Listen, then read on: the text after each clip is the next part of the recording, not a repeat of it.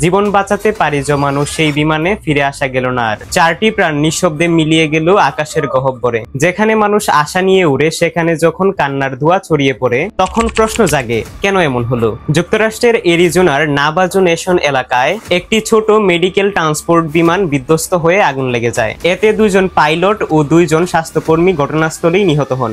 সবাই ভেবেছিল হয়তো কেউ বাঁচবে, কিন্তু প্রকৃতি সেই সুযোগও দিল না। ঘটনাটি ঘটে চিনলি বিমানবন্দরের কাছে, যা ফিনিক্স থেকে 300 মাইল দূরে উত্তর পূর্বে অবস্থিত।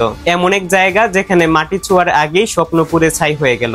স্থানীয় সময় মঙ্গলবার 5 আগস্ট দুপুর 12:44 বিমানবন্দর এলাকা থেকে কালো ধোঁয়া উঠতে দেখা যায়। সময়টা যেন দাঁড়িয়ে পড়েছিল সেই মিনিটে, সেই মুহূর্তে যখন 4টি প্রাণ নিঃশব্দে ঝরে পড়ে।